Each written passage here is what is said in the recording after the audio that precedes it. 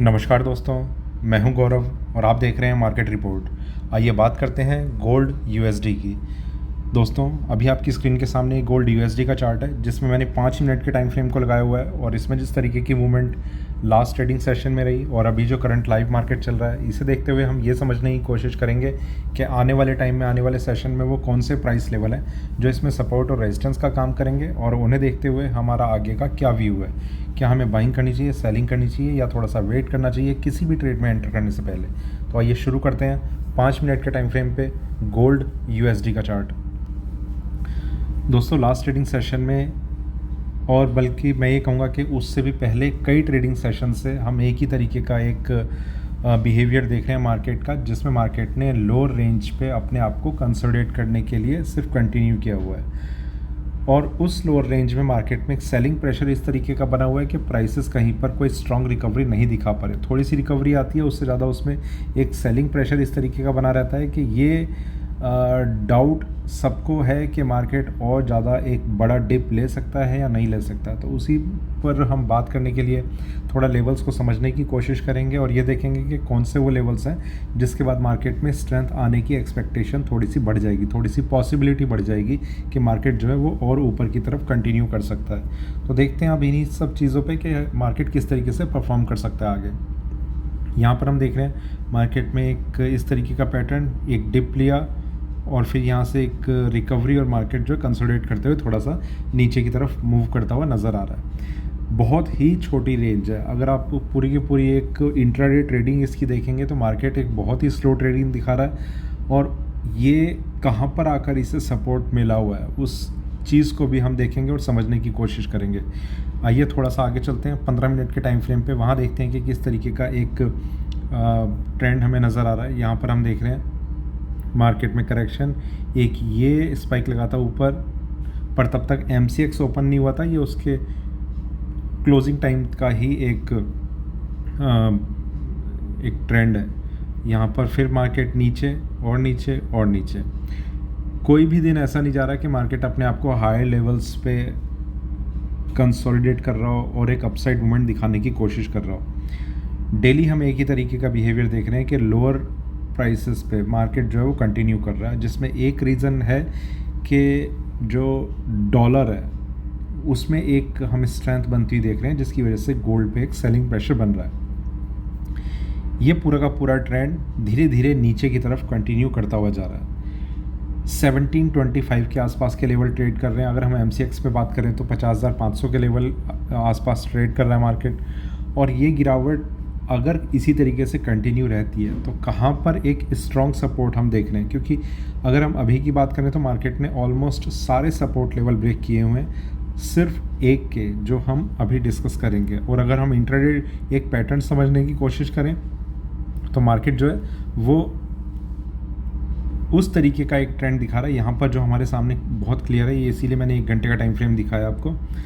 Prices नीचे और यहाँ पर धीरे धीरे लगातार एक ट्रेंड इस तरीके का है कि प्राइसेस जो है वो नीचे की तरफ मूव कर रहे हैं। ये चीज़ आपको MCX में देखने को नहीं मिलेगी, क्योंकि वहाँ पर थोड़ा USD INR का एक इम्पैक्ट रहता है, जिसकी वजह से कन्वर्जन रेट में MCX जो थोड़ा स्ट्रांगली बिहेव कर देता है कभी कभी।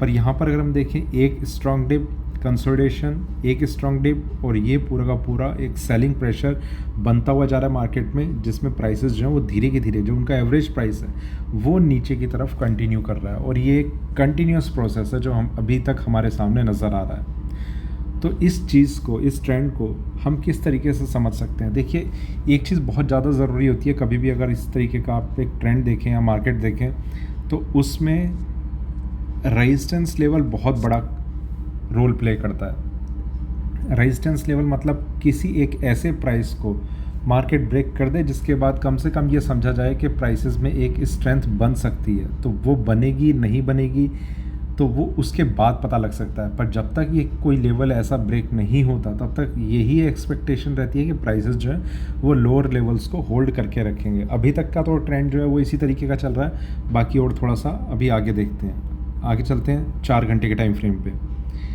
यहाँ पर अगर हम देखें तो यहाँ पर भी एक इसी तरीके का ट्रेंड है, प्राइसेस नीचे, थोड़ी सी रिकवरी और वापस से एक सेलिंग प्रेशर बन रहा है और एक मेजर डिप और ये एक सेलिंग प्रेशर बन रहा है। हो सकता है मार्केट और ज़्यादा डिप लेने की कोशिश करे।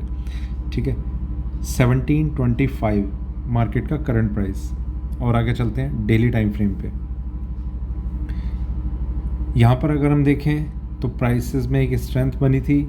ये अब हम डेली टाइम फ्रेम पे बात कर रहे हैं, ठीक है। यहाँ मार्केट में और रिकवरी, प्राइसेस नीचे नीचे नीचे। एक बहुत इंपॉर्टेंट चीज़ वो ये है कि प्राइसेस में ये जो प्राइस टच हुआ था 260 या 70 के आसपास का था, यहाँ पर मैं इस प्राइस की बात कर रहा हूँ, ठीक है। तो ये वो प्राइस था जो मार्केट ने इससे पहले ऑल टाइम हाई टच कर रखा था, बिल्कुल उसी के आसपास जाके।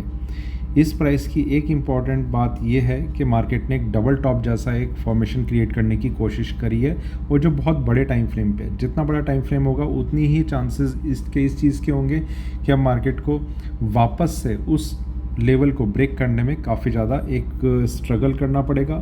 अदरवाइज़ मार्केट जो है उसके नीचे बना रहेगा, कंटिन्यू करेगा और काफ़ी टाइम के लिए कंटिन्यू करेगा। वीकली टाइम फ्रेम पे भी एक बार देख लेते हैं, उसमें वो लेवल थोड़ा क्लियर हो जाएगा। यहाँ पर अगर हम देखें तो देखिए ये वाला लेवल हमारे सामने नज़र आ रहा है, ठीक है।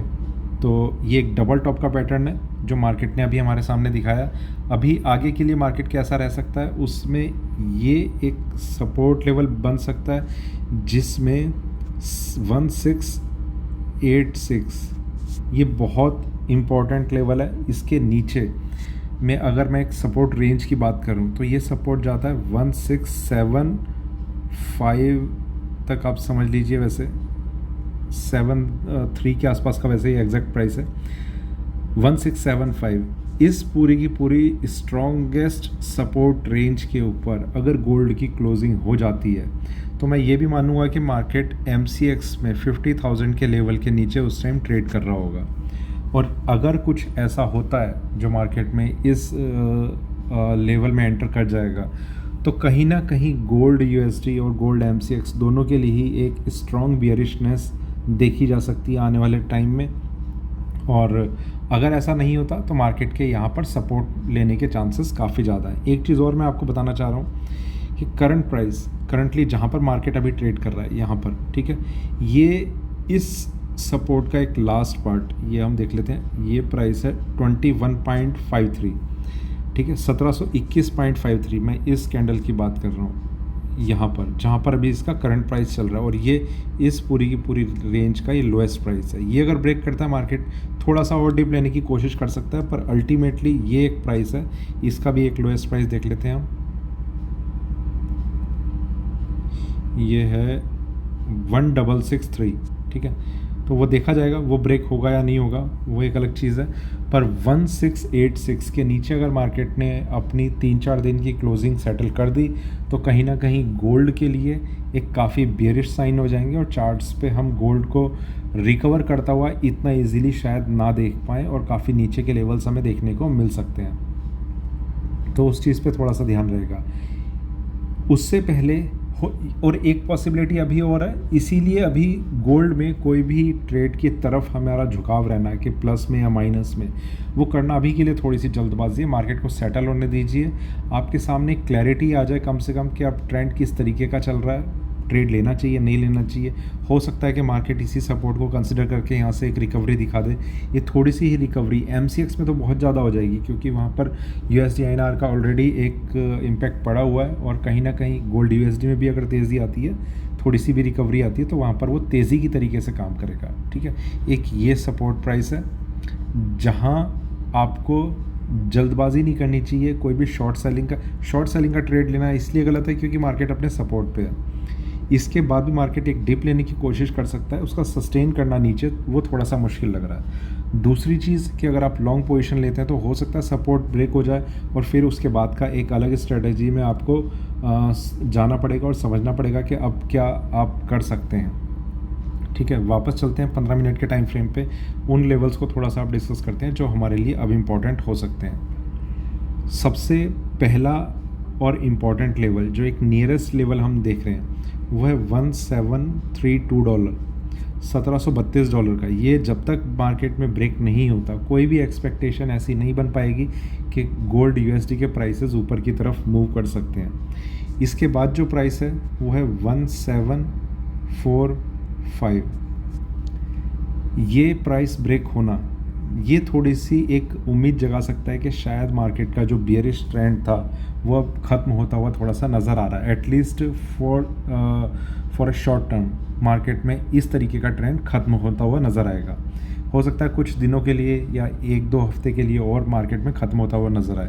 इसके बाद जो प्राइस है वो अभी के लिए 1761 है एंड देन 1774। ये 4 प्राइसेस हैं जो गोल्ड यूएसडी में काम कर रहे हैं। लोअर लेवल पे अगर हम बात करें 1686 से लेकर 1675 की एक रेंज है, जिसके नीचे या फिर जिसके बीच में मार्केट का 3-4 दिन एटलीस्ट क्लोज होना ज़रूरी है और ज़्यादा बियरिशनेस को कंटिन्यू करने के लिए। अदरवाइज़ मार्केट में ये बहुत स्ट्रॉन्ग सपोर्ट है, तो देखा जाएगा कि वो सपोर्ट मार्केट होल्ड कर पाता है या नहीं कर पाता। तो ये कुछ लेवल्स हैं जो अभी हमारे सामने हैं। व्यू जो है, अगर आप मेरे व्यू की बात करें तो वो इस टाइम इस तरीके का है कि मार्केट के कुछ सेटल होने का हमें वेट करना चाहिए। कुछ भी जल्दबाजी करना एक लॉस की प्रोबेबिलिटी या पॉसिबिलिटी बढ़ा देने के लिए एक कदम रहेगा। अदरवाइज़ क्योंकि अभी इतने स्ट्रॉन्ग साइन किसी चीज़ के नहीं है, तो देखते हैं मार्केट किस तरीके से रिएक्ट करता है। तो ये था मेरा गोल्ड यूएसडी पे अभी का वीडियो अच्छा लगे तो लाइक करें, शेयर करें, बने रहें मेरे साथ, देखते रहिए मार्केट रिपोर्ट। धन्यवाद।